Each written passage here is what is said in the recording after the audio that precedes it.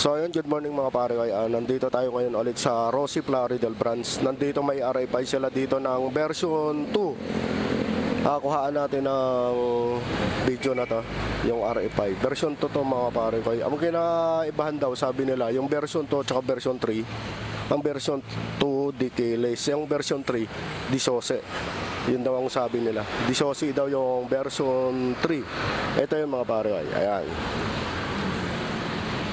Ito yung visor, malapad yung visor. Mukha sa ng NMAX mga pare. Ito yung pinaka best seller nila. RFI. Ito, ang kulay nito mga pare ko ay matte red. Matte red yung kulay. Ito yung headlight niya. Malinaw tsaka maliwanag na yung headlight na to mga pare ko. Kasi naka projector lamp siya. Halos lahat yung mga lumalabas ng mga headlight nila yung mga bulb projector lamp siya. Yan, nakaganyan. Nasa gilid yung signal light. Ayan yung signal light. Pati dito signal light. Lahat ng ilaw nito mga pare ko ay LED. LED na rin siya. Tapos dito sa gilid may nakalagay na 175i. Naka-combi brake siya mga pare ko.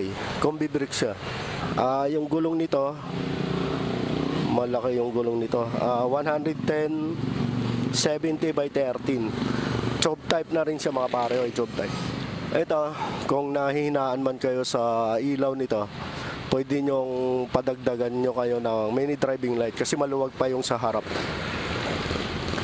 Sa tingin ko naman maliwanag na yung ilaw nito kasi projector lamp na siya at saka LED na rin. Nandyan na rin yung daytime running light niya. Ayan, nandyan. May oka pa rin siya dito. Ayan. Maganda yung forman dyan. Sa gilid makikita nyo na dito sa gilid may nakalagay siyang 175i. Tapos ayan, meron siyang reflectorize para paggabi. Dito tayo sa digital panel niya. Medyo madilim. May pinaghalong analog tsaka digital panel. Pare. Ayan, siguro kung makikita yan dyan. Ayan, di-keyless na siya mga pare. Ayan. Keyless na, nandyan na rin yung switch button para sa upuan tsaka sa gasolina sa tangke. Pag magpapagasolina kayo, pepindutin nyo. Tapos dito, andito na rin yung USB charger port. Ito naman.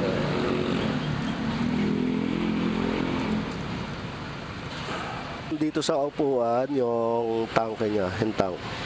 Ito makikita nyo dito sa gilid, may carbon type siya. Ayan, carbon yan, tsaka silver, tsaka black.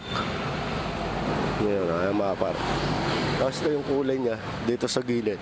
May nakalagay na RFI 175 emblem. Naka-emblem siya. Ito yung panggilid niya. May kickstart pa rin. Yan ang kinaganda dito sa RFI ng Rosie kasi kahit FI na siya, may kickstart pa rin siya. Ayan in case na magloloko yung battery nyo, may kickstart pa rin. Tapos ayan yung apakan ng backride natin. Tapos dito may nakalagay na Euro 4. Tapos yung sa upuan niya, ayan, maganda yung upuan niya. Nakaka-millback. Hindi na malapad yung sa upuan ng backride natin. Tapos dito tayo sa likod. Ayan yung likod niya. Ganyan itsura ng pinakalikod niya.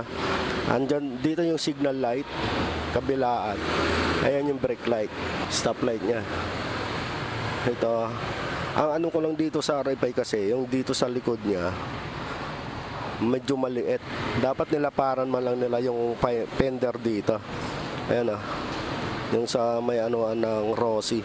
Tapos dito ayan, may ilaw sa dyan. Ayan. Tapos dito sa likod, sa ilalim, dalawa yung shock. Ayan, dalawa yung shock niya. Ayan. Tapos dito tayo sa kabila.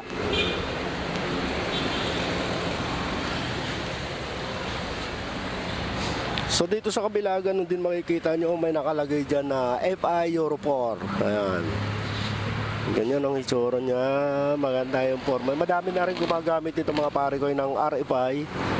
Tapos matre ang kulay dito. Din dyan din may RFI 175.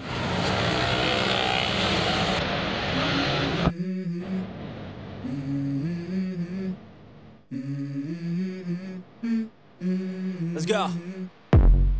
I wake up to a little bit of drool on my pillow, feel like it's gonna be a bad day.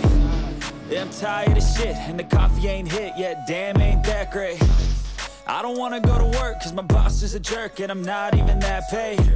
I need a change in my life, cause I don't feel alive, and there's nothing that makes me happy. Hold my beer for a minute, I'm about to quit my job, cash in for a ticket. I'm going on a trip, and I don't plan to visit. I'm gonna stay there till I feel like I'm winning, and this is just the beginning. I need a big change, help me feel like Ito yung 175 ng RFI ng Rossi. Yan. Malupit niyan, boy. Yan. So ayun mga pare ko, kung nagustuhan nyo man itong RFI ng 175 ng Rossi, pwede kayong pumunta sa mga malalapit na outlet ng Rossi mga pare ko. So hanggang dito na lang, maraming salamat. Shoutout sa inyo lahat. Peace out.